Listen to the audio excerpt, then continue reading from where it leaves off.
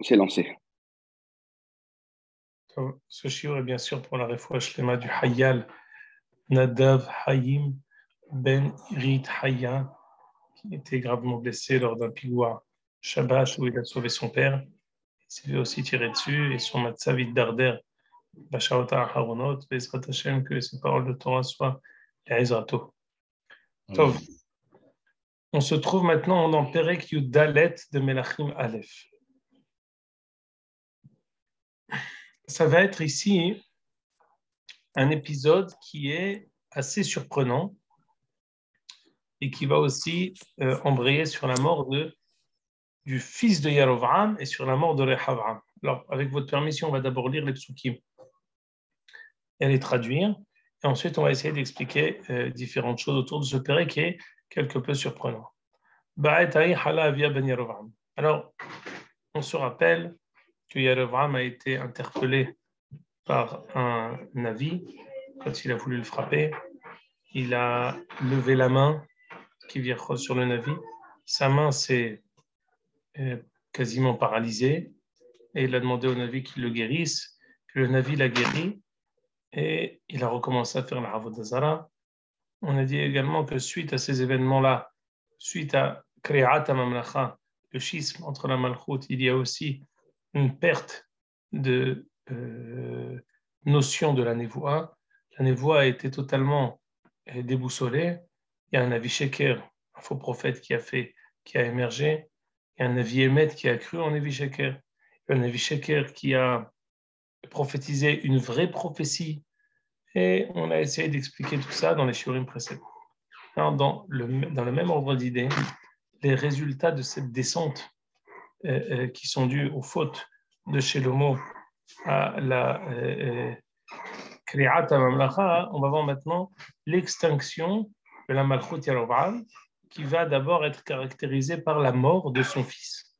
Avant qu'on voit la mort du fils de Yarovam, on va voir exactement, j'aimerais expliquer qu'est-ce qui s'est passé, et ensuite comprendre comment ça s'est passé, pourquoi vraiment ça s'est arrivé. En ce temps-là, le fils de Yarovam, Abia, est mort. Donc Avia, ici, il y a deux Hiddushim. D'abord, Avia, c'est un garçon, c'est pas une fille. Et ensuite, Avia n'est autre que le fils de Yarovam. Est-ce qu'il est tzaddik ou est-ce qu'il est rachat? Ça, on ne le sait pas encore. Mais en tout cas, aujourd'hui, je crois que ce prénom-là est donné aux filles. C'est un prénom de garçon. Yomer. Yarovam neishto. Kumina vishtanit velo yitao ki at eshet Yarovam ve'alach shilo. Et nesham ahya navi ou diber alay le melech al-amaz. Très intéressant. Yarovam demande à sa femme de demander une beracha au tzaddik. Elle va demander à sa femme, je veux que tu te déguises. Il ne faut pas que tu saches, que l'on sache que tu es la femme du roi. Et je veux que tu demandes une bénédiction du navi qui m'a intronisé. Parce que si vous vous rappelez, c'est Ahia Hashiloni, Ahia, habitant de Shiloh, qui a intronisé Yarovam en tant que roi. Et maintenant qu'il dégringole et que son fils est tombé malade, il demande à sa femme de se déguiser pour lui demander une bénédiction. Et attendez, regardez bien ce qu'il dit. C'est intéressant. C'est lui qui m'a décrété roi sur ce peuple-là. Et alors quoi? Je donne maintenant un élément de réponse aux questions qu'on va poser. Qu'est-ce qui va advenir de ma descendance? Qu'est-ce qui va advenir de ma postérité? Qui c'est qui va me succéder? C'est dans ce cadre-là que Yarovam se tourne vers Ahia pour qu'il demande une bénédiction et qu'il guérisse son fils qui est en danger de mort. La carte Biadech Asara Lechem Venir Koudim, tu prendras avec toi du pain, ou Bakbouk des vaches, ou Vatelav. Bakbouk, c'est ici la première fois qu'il me semble dans le Tanakh, c'est mentionné aussi dans Jérémie, et dans le Tanakh, jusqu'à présent, on n'a pas dit ce mot-là. Bakbouk, c'est pas Eliezer Ben Yehuda, c'est pris ici du Tanakh, même si on s'imagine que M. Eliezer Ben Yehuda l'a pris d'ici, de ce passage de Melachim. Tu vas prendre avec toi une fiole, une bouteille de miel, ou vatela, ou yagidlach ma'yelana. On voit toujours que quand on va demander une bénédiction, quand on va avoir un grand avis, il faut venir avec quelque chose. La bracha ne tient pas sans qu'on ait donné quelque chose. C'est comme ce qu'on se rappelle lorsque Shaoul cherchait les hatonotes de son tonton, quand il cherchait les ânesses de son tonton, il dit, mais va demander au Navi. Alors Shaoul dit, mais je ne peux pas y aller, ou Tchouran le Navi, on n'a rien dans les mains, on n'a rien à lui donner. Et le Malbim a expliqué là-bas que derech ha'olam hazeh, que pour qu'une bénédiction puisse reposer, il faut forcément qu'il y ait un homer, quelque chose sur lequel on peut, on puisse faire reposer la bénédiction. Donc, dans ce cadre-là, Madame Jéroboam, elle est venue pour donner au Navi quelque chose pour qu'il puisse la bénir. Elle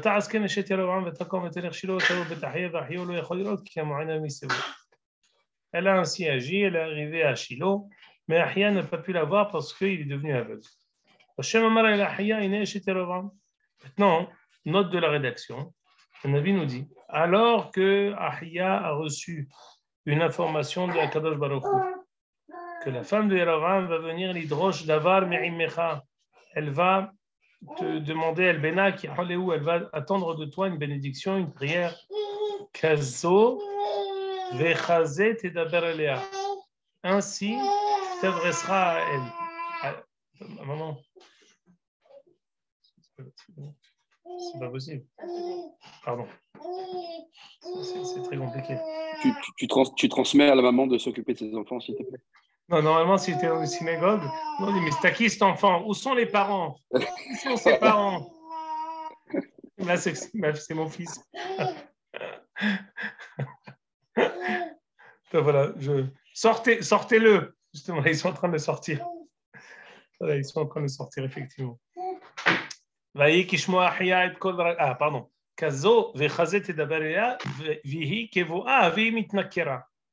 Donc lui, il a su, et Sache, elle va se déguiser, et tu devras lui dire ainsi. Quand il a entendu ses pas rentrer, Ahia, donc le prophète, viens, femme de Yerovam, pourquoi tu te déguises? J'ai des choses difficiles, des dures nouvelles à te transmettre.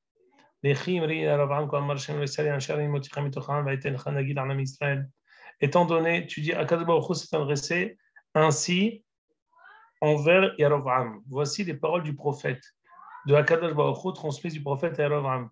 C'est moi qui t'ai levé et qui t'ai placé en tant que roi sur Israël.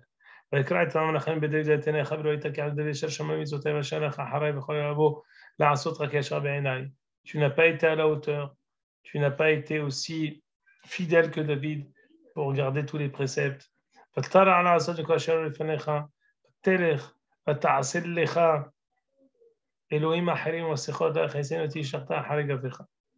Tu as fait des idolâtres, tu as fait des idoles, tu es devenu idolâtre. Et il y a une expression très connue qui est ramenée dans Masechet Brachot, Ve'oti ishlachta hareg avecha. Moi, tu m'as jeté derrière ton dos. D'ici la Gemara apprend, Al tikre gavecha ela ge'echa, ze ha'ochel ve'shote, ifne shekore keriyat shema o mitpalel. D'où on apprend l'interdit de manger avant la prière, de ce pasouk-là. Celui qui mange et qui boit avant la prière, c'est comme si quelqu'un, avant de se tourner vers Akadosh Baruch Hu, il remplit sa panse, il remplit son estomac de ma'achalim, alors qu'il a le ventre plein, il se tourne vers Akadosh Baruch Hu. C'est pas kavod, c'est une sorte de ga'ava. On doit devoir se tourner vers Akadosh Baruch Hu en ayant cet argacha de tlout, en ayant cet argacha de dépendance totale. Et en cela, je fais cette remarque, pourquoi cette dracha de Veoti Shlachta Hareg Avecha, que Al-Tikre Gavecha et la Ge'echa. Une personne orgueilleuse, c'est une personne qui mange avant de prier. Pourquoi cette halakha, elle a été apprise lorsque Akadosh Baruch Hu s'est adressé à Yerovam pour lui dire que tu es orgueilleux? Ça, c'est une question que je pose, on va essayer de donner une réponse à ça ultérieurement. Je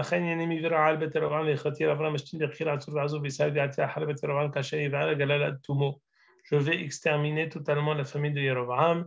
Il ne resta de Yerovam rien, comme ce qu'on consomme n'importe quel aliment qui est digéré dans notre corps. Yerovam n'aura même pas le mérite d'être enterré, il sera mangé par les chiens.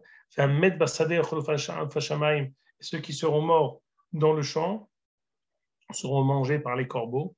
Qui Hachem d'Iber. Voici la nouvelle que je donne ici, la nouvelle fracassante que je te donne à toi, Madame Yarovram. Toi qui voulais avoir une bénédiction, regarde la prophétie terrible que je te transmets. Fais hâte. Koumi lechileveter. Va chez toi. Bevoa raglaich aira umet hayaled. Quand tu rentreras dans ta ville, au moment où tu franchiras le seuil de la ville, umet hayaled. Sache que ton fils mourra. Ça, c'est intéressant. Savdoulo kol Israël. Tout Israël lui fera une oraison funèbre. Et Kavroto, et lui, par contre, il ne sera pas mort dans le champ ou mangé par les chiens, mais il sera enterré. Kizel Evaddo. C'est le seul, Yavol Yaram El Kaver. C'est le seul qui viendra, qui aura le mérite d'être enterré. Yahanim Tzavo Davartov. Il a eu une bonne action. El Hashem Elo Israël et Veterova. Quelle est la bonne action qu'il avait à Avia? Dit Rashi, chez Bitel Mishmarto, chez Oshivo Aviv Shomer, chez Lo Ya'ale Ish la Regel, au Bitel Mishmarto, Ve'ala. Yerovam, il avait fixé des gardes pour que personne ne puisse être un pèlerin et puisse monter à Jérusalem pour les 3 fêtes. Avia, il était parmi les gardiens qui devaient empêcher les pèlerins de monter. Il lui a dit à son père, je ne t'écoute pas. Je n'empêcherai pas les pèlerins de monter. Je continuerai à les laisser monter à Yerushalayim. C'est d'ailleurs ici une des réayot que on connaît tous la Mishnah dans Makot. Le Rambam dans Pirush Mishnot explique pourquoi Akadosh Baruch Hu il a voulu nous faire du bien, il nous a multiplié les mitzvot. Dit le Rambam, pourquoi le fait de multiplier les mitzvot c'est du bien pour nous? Explique le Rambam, parce que quelqu'un il peut acquérir le Olam Haba même avec une seule mitzvah. Si cette seule mitzvah, il l'a fait de tout son cœur, et d'une manière intègre, et sans avoir aucun intérêt, aucune attente de recevoir d'Akadosh Baruch Hu, cette seule mitzvah lui pourra lui faire acquérir le monde futur.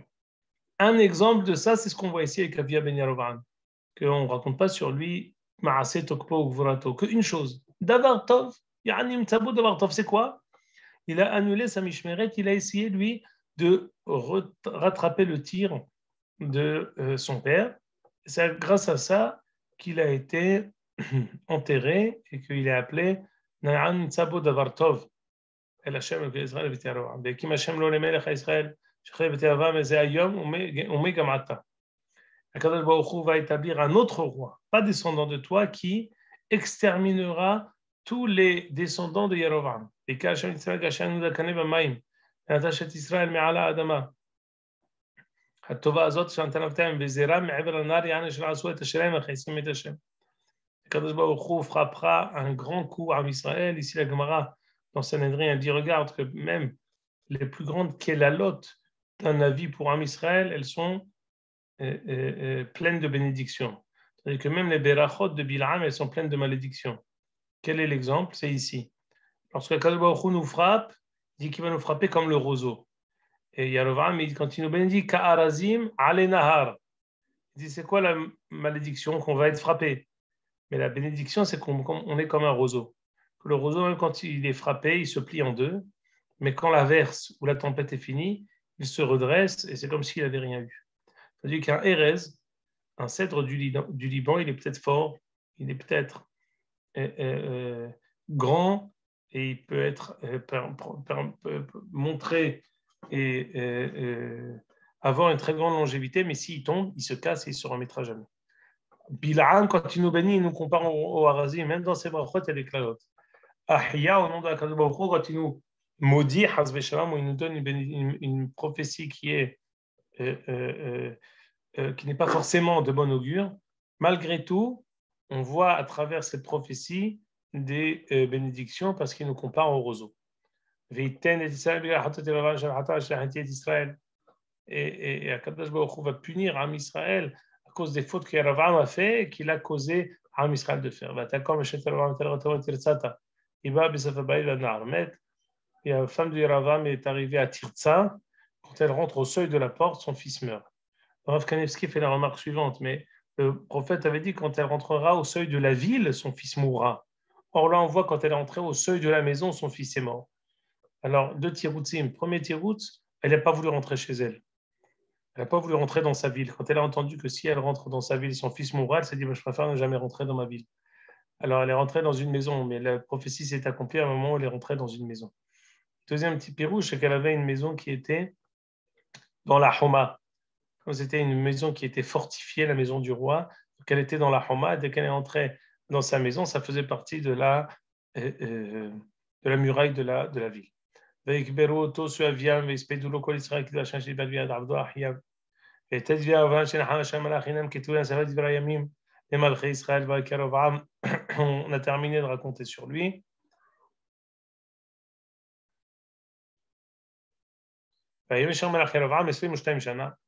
Il a régné en tout 22 ans.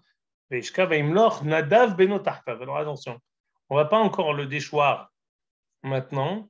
Il va y avoir encore un autre roi descendant de Yarovam qui va régner, mais il y a un roi qui va se lever qui va exterminer toute la descendance de Yarovam.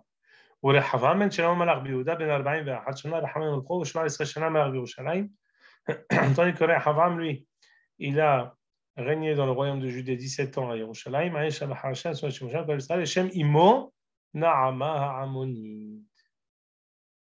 La mère de ce Rehavam, c'est Naama Ammonite.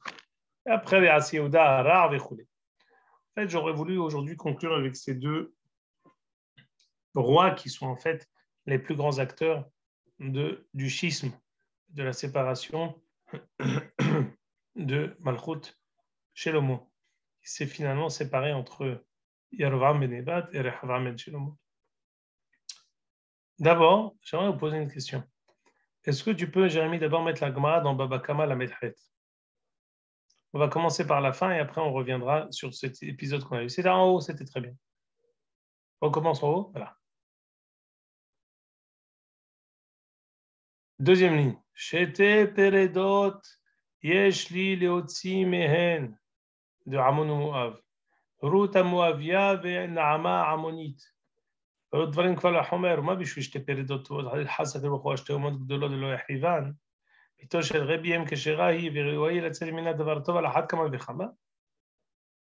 On voit ici que la raison pour laquelle Akadosh Baruch Hu a épargné Amon ou Moav, c'est pour les deux juments, les deux poussins qui vont sortir de Amon ou Moav. Rashi dit Shte Peredot, dit Gozalot, les deux petits poussins qui vont, petits pigeons, qui vont sortir de Amon ou Moav.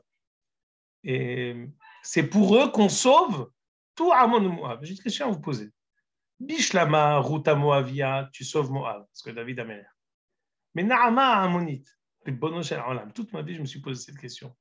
Mais quel a été le rôle extraordinaire de Naama Ammonite? On a sauvé Amon, pour qui? Pour Naama Ammonite. Mais qu'est-ce qui a tiré de là-bas?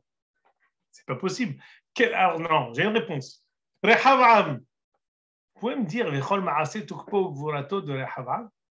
Quelles sont les nouvelles fracassantes que Rehavam a pu opérer dans ce Olam Hazé pour qu'on dise je vais sauver tout Amon pour que Naama Ammonite sorte et que finalement elle se marie avec Salomon et mettre au monde Rehavam ben Shelomo? Ma pshat. Jérémie, j'ai vu que tu as enlevé le truc. Non, et c'est ma chochelette. Je me suis dit que si Akadosh Baruch Hu avait fait en sorte qu'effectivement le fils de Shlomo qui allait régner après lui, c'est Rehavam, il fallait que Naama Ammonite soit au bon endroit, au bon moment pour être la femme de Shlomo. Mais est-ce que tu comprends ma question? En fin de compte, rétroactivement. Oui, je comprends. Ruta Moavia, elle est très bien, mais Naama, on voit qu'il n'y a rien de fracassant en plus de ça. Pourquoi ils t'ont utilisé à Yom Batsaoraim quand j'ai préparé? Parce que quand on appelle Rehavam, on dit Veshen Imo Naama Ammonit. Mais qu'est-ce que tu veux me dire? Alors quoi? Il dit Veshen Imo, comme si tu veux dire maintenant une nouvelle fracassante. Azma, Afour Zekouchia. Les Rishonim et les Ahoronim posent la question, ils disent comment Bichlal Rehavam, il a pu être roi, parce que normalement, Som Tassim Alecha Melech, il faut qu'il ait son ascendance, qu'il soit Nekia, que de juifs, sans convertis, sans aucune fioriture. Pas que Ouais, ce soit aucune fioriture, mais on a besoin que le Melech, il ait une ascendance qui soit Nekia entièrement, Mikerevachecha, d'Israël, pour le père et par la mère, sans aucune chose à redire. Et là, on voit que ça. Donc, les Rishonim, et les Haronim, le Dab Yehuda, le Hatam Sofer, le Tosfotim, ils posent des questions. Ça, non, on n'étudie pas ce sujet-là. Même David. Oui. David, pourtant lui aussi, enfin, Ruth, elle était Alors, c'est elle une était très moins bonne bien. question, mais je dis l'inverse, parce que Ruth, elle est dans une ascendance plus haut. C'est pour ça que c'est différent. Finalement, hein, le côté de Ruth, d'une manière ou d'une autre, il a été Metoukan, parce qu'en attendant, ils ne sont pas mariés toutes les générations avec des Moabiotes. Finalement, le côté Gérout, il a été le fils de Ruth, ce n'est pas David. Il y a Isha et Ruth, après il y a Oved, il y a plusieurs descendants. Donc, de telle sorte que David lui-même, c'est Besséder. Mais après, quand tu es directement fils de converti, c'est une autre halakha. Al-Kol Panim. Ça n'enlève rien à la question que j'ai posée. Quelle est la nouvelle fracassante de Naama pour qu'on sauve tout pour la sauver? J'étais pérédot. C'est pas pour confirmer le Moavi vélo Moavite, Ammoni vélo Ammonite, et donner un exemple. Il y a Choliot, mais d'une manière ou d'une autre. On l'a déjà accompli quand on a dit ça avec Ruta Moavia. Bon, je vais vous dire ici quelque chose d'impossible que vous allez voir nulle part. Vous allez Hadesh Ayom Batsaorain avec Rav Tzvi Levenberg. Et Behemet, pardon, Matzahen Be'enai Meod. Je vous le soumets. En fait, en quoi, et ça c'est vraiment un sikoum extraordinaire de tout ce qu'on a étudié jusqu'à aujourd'hui. Ça va compléter également ce qu'on va étudier autour de Yarovam. Tout de suite, on va revenir à nos moutons, l'épisode de Yarovam et de Avia ben Yarovam. En fait, Shlomo, qu'est-ce qui lui a été reproché? Il s'est marié avec Madame Bat-Paran. Nassa Nashim Nochriot Vet Bat-Paran. Il s'est marié avec des femmes. Goyot, qui l'a converti, bien sûr. Et avec Bat-Paran, on dit que Bat-Paran est sortie du lot. En fait, Bat-Paran, c'est comme la première femme du monde. Parce que c'est la femme de la plus grande civilisation. Et en fait, il s'est marié avec Shlomo HaMelech. Il avait une volonté d'élever l'humanité entière. Et c'est ça ce qu'il a perdu. On a expliqué les kavanot alionot qu'avait Shlomo. Et finalement, ça lui a été reproché. Et ça a été le makor de la dégringolante. Mais en fait, qu'est-ce qu'il attendait de lui à Kadosh Baruch Hu? La réponse est la suivante. Akadosh Baruch Hu, il a préparé pour lui une femme qui est censée être Biz'ar Anpin, Bekatan, en petit, en miniature, le tikkun envers les Ummot, la réparation envers les nations du monde qu'Akadosh Baruch Hu attend de Shlomo. C'est qui? C'est Naama Ammonite. Une des Ummot qui s'est élevée contre nous. Une des Ummot qui n'est pas connue pour son Hesed. Une des Ummot que Malchut Bet David, au même titre que Al-Devar Hachalou qui démo etrem Balechem Obamaim, au même titre que David, la lignée de David a réussi à élever et à transcender cette lignée avec Moaviv et le Moavite. Alors ainsi, Shlomo était censé encore une fois transcender la deuxième Oumma, qui, du côté de la Nekeva, du côté des femelles, elles sont Hadurot Behesed. Comment le sait-on? Parce que la raison pour laquelle elles ont voulu aller avec leur père, ils se sont dit le monde va s'effondrer. Leur kavana était une kavana au début qui était noble. Elle voulait perpétuer les générations quand elles ont cru que l'humanité a été détruite. Mais ça vient aussi quand il y a un trop grand hesed. Hesed dans la Torah, c'est aussi les arayot. Hesedhu. Parfois, quelqu'un, il voit Has Shalom. Afra l'Epoumaï, où il voit une femme mariée en détresse, il veut faire hesed. Pas hesed. Parfois, les arayot, c'est aussi hesed. Et il croit qu'il fait hesed. Sous couvert de hesed, il va faire des arayot. Et eux, au nom de ce hesed, c'est un hesed qui n'est pas metoukan. Au nom de ce hesed, elles ont fait l'inceste. Mais du tzad des gvarim, ils nous ont laissé mourir la bouche ouverte sans rien nous donner. En sortant d'Égypte, Ammon et Moab nous ont laissé mourir la bouche ouverte. Mais les femmes, elles sont là, elles sont dans la Hesed. Et le koach de Am Israël, c'est de transcender le tzad des femelles de Ammon et Moab, de les élever. En fait, Akadosh Baruch Hu, il attendait, par le biais de Shlomo, qu'il, à la suite de son aïeul David qui a transcendé Moab, qu'il transcende Ammon. Et Ammon et Moab, qui font partie des Asara Amamin, parce qu'on sait qu'autour de Shiva Amamin, il y a Ammon, Moab et Edom. Que dans le derer du Tikkun Kol HaOlam, après le Tikkun de Moab, on fasse aussi le Tikkun de Ammon. Et comment ils ont appelé leur fils? Rehav'am. C'est le mettre un Shem Me'anien. Rehav'am. C'est notre pétah, notre ouverture vers les Ummot, l'ouverture de Am Israël vers le monde, vers l'humanité. Il va passer par cette union entre Shlomo et Naama Ammonite. De telle sorte que je pose une question, mais en quoi elle a été transcendante, Madame Naama Ammonite? Réponse, elle n'a pas eu l'occasion d'être transcendante, parce que Shlomo a glissé, il a été trop gourmand. Il ne s'est pas suffi d'un mariage avec Naama Ammonite convertie et de mettre au monde un Rehav'am qui va être ensuite le Tikkun et l'élargissement de cette malchoute. Il a voulu se marier Elef Nashim Nochriot et Nasa Nashim Nochriot va être Bat Paro. Il a voulu passer à la 6e vitesse. Mais théoriquement, si les choses avaient été faites dans l'ordre, eh ben, il se serait marié avec Naama Ammonite et ça aurait été le pétard pour le Tikkun et pour le Illouï, pour l'élévation, pour la possibilité d'hisser les Umot HaOlam vers nous. Et l'union de Shlomo et Naama, c'est les Hav'am Melech. Yafé Beyoter. Qu'est-ce que vous voulez dire? Alors, il s'est trompé de... Non, il ne s'est pas trompé. Il a été trop gourmand. Trompé de cible. Non. Oui, il a été vers Bad Paro parce que c'était la puissance mondiale, alors qu'il aurait dû aller vers le petit peuple de Ammon. Akadosh Baruch Hu, c'était la Tochecha de Yerovam pour laquelle il a été sacré roi. On lui a reproché, il a dit, pourquoi tu as débarrassé l'esplanade du temple pour Bad Paro? Tu devais la garder pour les pèlerins. Il lui a dit quoi? Tu es allé trop vite.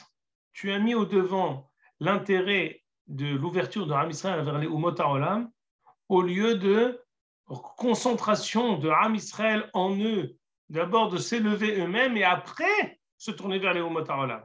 Malgré tout, on peut concevoir une ouverture vers les Umot HaOlam, une ouverture minimale, une ouverture qui commence et qui se fait en crescendo, pas une ouverture qui est immédiate de tout ouvrir et de tout raser en la faveur de notre vocation d'élever les Umot HaOlam. Donc voilà une première réflexion que je voulais vous soumettre ce soir. Maintenant, deuxième chose que je voulais vous dire. Remets, s'il te plaît, Jérémie, la Gemara dans Sanhedrin que je t'ai dite. Voilà. Alors, on connaît tous cette Gemara. Descends, s'il te plaît. Hop. Voilà.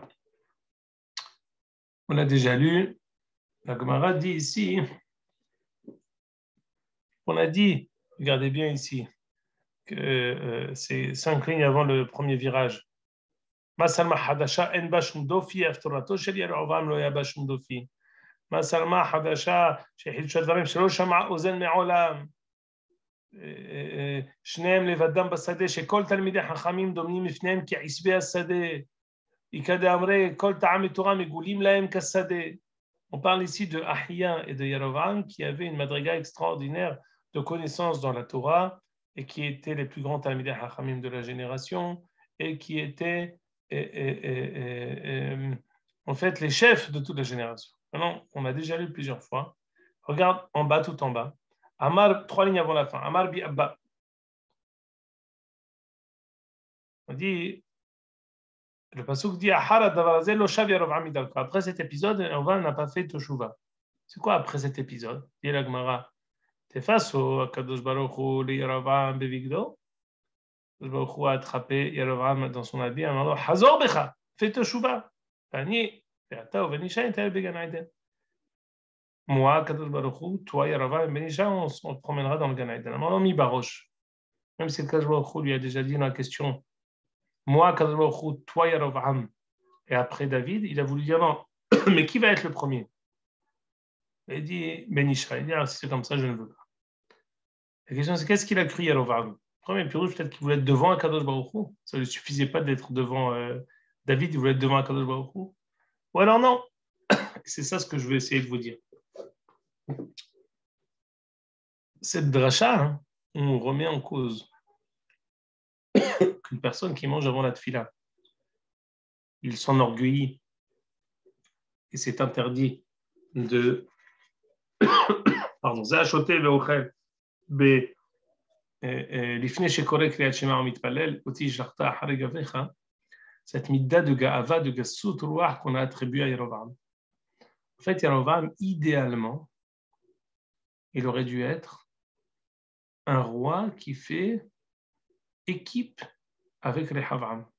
C'est-à-dire, il aurait dû être number 2 dans la Néphila de Am Israël. C'est-à-dire qu'il a, on va dire, c'est comme si Akadosh Baruch Hu attendait de lui qu'il soit number 2, qu'il accompagne Am Israël dans la Néphila et qu'il sache être second, qu'il sache être Tafel, qu'il sache être Nispah, c'est-à-dire qu'il s'attache à la Malchut écronite, qui est la Malchut Yehuda, et qu'il sache faire ce qu'il faut en étant numéro 2.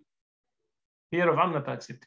Quand Yerovam lui dit Mi Barosh, il veut dire non, mais moi tu me demandes d'être à l'ombre de Malchut Bet David, je ne suis pas prêt à faire ça. Si tu m'as mis roi, je veux être number 1. Ou alors je veux avoir une autonomie. Toutes les volontés de Yerovam de vouloir faire un centre de culte particulier, il dit je suis prêt à être roi, mais je ne veux pas être number 2. Je veux avoir une autonomie. D'où sa volonté d'empêcher les pèlerins de monter à Jérusalem. Même s'il était modé, comme ce que disait les Mefarshim, Rabbi Moshe David Vali, le Talmid du Ramchal, il dit que Vadaï, qu'on voit bien que Yerovam était modé à Kadosh Baruch Hu. La preuve, c'est qu'il va se tourner vers le prophète. Et il ne va pas voir la Avodah Zarah pour lui guérir son fils. Mais il a voulu une autonomie. C'est une autonomie qui est une vaat, les tsarenu de Gassut Arouach, comme ce qu'on voit dans cette Gemara. Il dit c'est comme ça, alors je ne veux pas. En fait, Avia, lui, a compris ce que son père n'a pas compris. Avia, il s'est permis de déroger aux règles de son père. Il dit, moi, je suis prêt à être Batsel Shel Malchut Yehuda. Je suis prêt à laisser l'autonomie au Beth Amikdash. Je suis prêt à ne pas empêcher les pèlerins d'avoir comme merkaz, d'avoir comme centre de culte Yerushalayim, que même Malchut Israël, elle soit à la lueur de la Avodat Hashem, de la Malchut de Yehuda. C'est pour ça qu'il a annulé, lui, les Mishmarot. Yerovam, alors là, j'en viens. Jérémie, tu peux, s'il te plaît, mettre le Rashi dans page 130.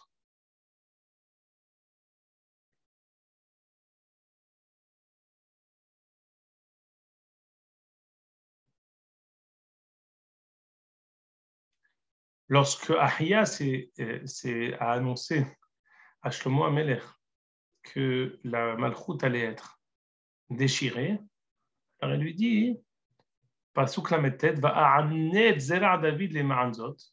Je vais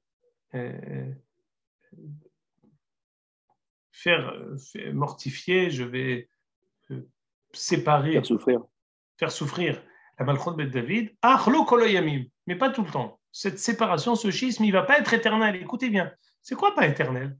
Combien de temps il aurait dû être ce schisme? Ce schisme qui a duré des centaines d'années. Combien il aurait dû être Bayesod? Dit Rashi. Premier pirouge, qui dit Motamashiach Tashor Melucha Ela. Parce que les ratis là-bas, ça va s'estomper. Très bien. Ah, Jérémy, c'est un hidouche que tu as fait là. D'habitude, on se tend les yeux là pour le truc. Qu'est-ce qui s'est passé? Tu as découvert quelque chose? J'ai fait zoom. Zoom in. Ou Veseder Olam. Rashi nous donne.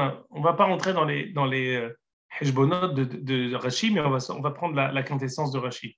Veseder Olam Atzati va'anet zera David ma'azot keneged 36 shana shenithaten Shlomo et bat Pharaon.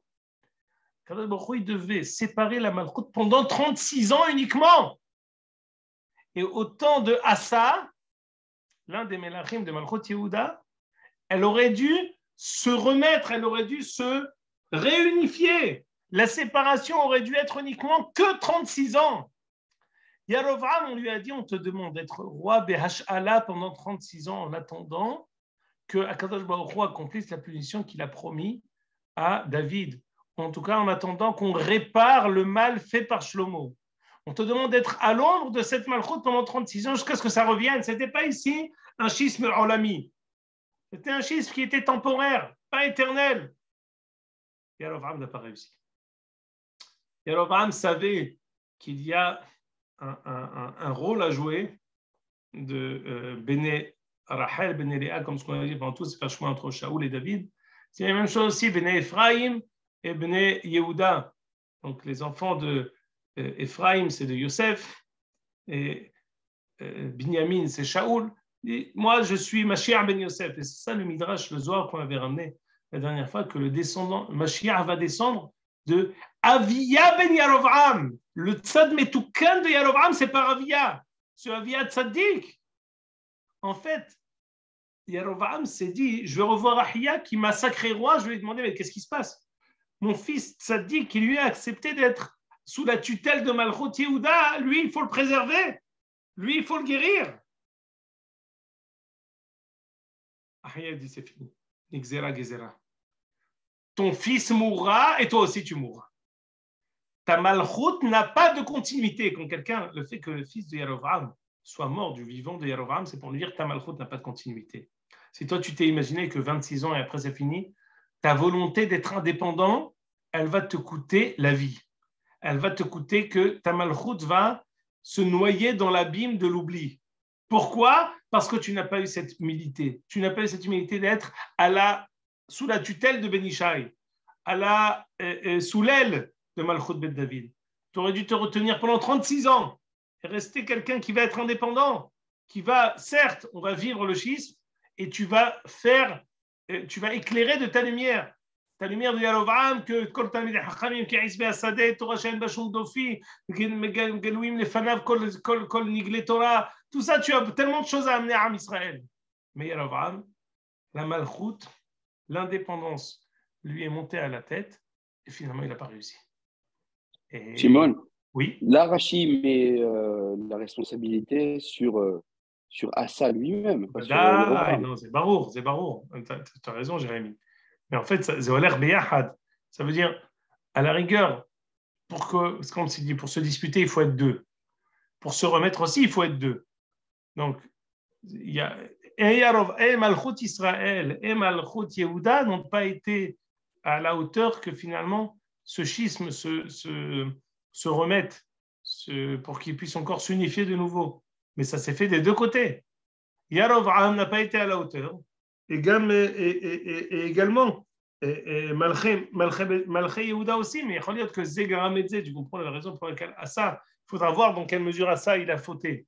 Et la raison pour laquelle Asa n'a pas réussi, c'est peut-être aussi parce qu'il n'avait pas à qui revenir que finalement, il n'a pas réussi à être à la hauteur de cette remise. Mais ce que je voulais vous dire ici, dans ce pérec-là, ce pérec qui nous paraît anodin, il met en avant trois choses. D'abord, la Ga'ava de Yarovam, Oti Sharta Haregavecha, que la Kabbalah Malchut Shamayim la plus simple.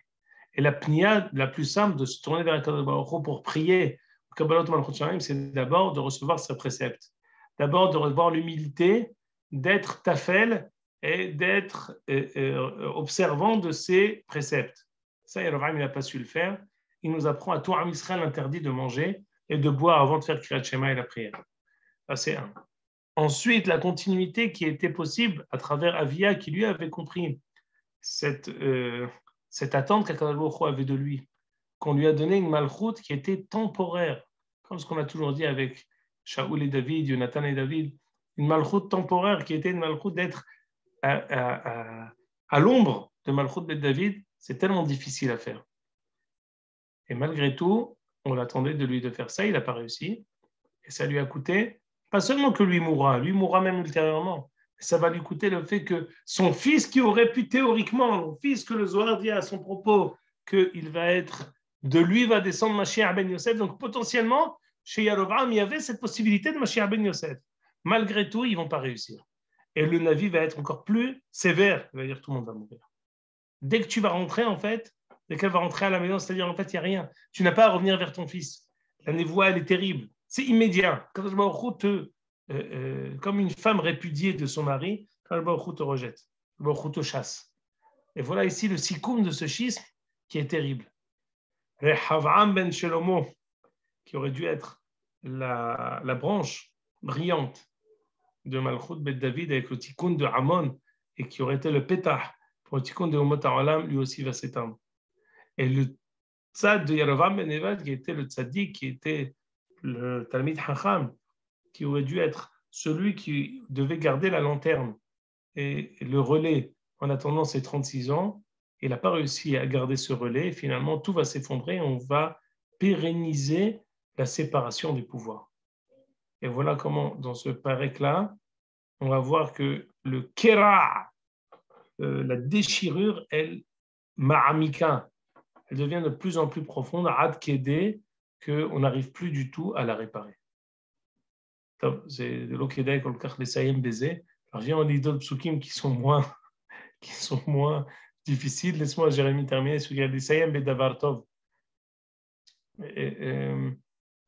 Encore une page après. ויעש יהודה הרע בעיני השם, יקנאותו מכל שעשו באבותם בחטאותם בזי, אשר חטאו והבנו גם הם עליהם במות ומצבות ומקדש, ויהי בשנה החמישית מלך רחבעם עלה שישק מלך מצרים לירושלים. Donc en fait c'est ça, c'est vraiment de mal en pis, parce que Rehavam ben Shelomo, comme il n'a pas réussi à être celui qu'il était, alors Akadosh Baruch Hu a mis d'alav Shishak Melech Mitzrayim, Shishak le roi de Mitzrayim, qui va prendre différentes choses du Beth Amikdash. Ça devient difficile de trouver des psukim optimistes là. Oui, là, on arrive dans la partie dure de Melachim. Hein, on va voir Yehou, toute la descendance de Yehou, tout son massacre. Les psukim optimistes, c'est les suivants. C'est que théoriquement, après le tikkun de Moab par David, le tikkun de Amon par Shelomo, on aurait dû arriver ensuite vers Alou Moshim, Be'artzion, Shpotetar, Aïsa, Ve'ita Hashem al-Melucha. Après, on aurait dû arriver au point où on arrive même à faire le tikkun de Edom.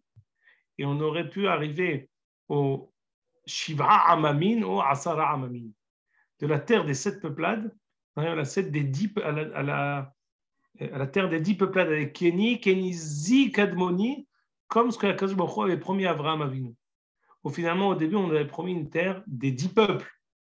Et après, c'est descendu à la terre des 7 peuples. Mais les Hatid, là-haut, on regagnera les 7 peuples. Les 3 peuples qui n'ont pas eu, Ammon, Moab et Edom, ça sera par le Mashiach.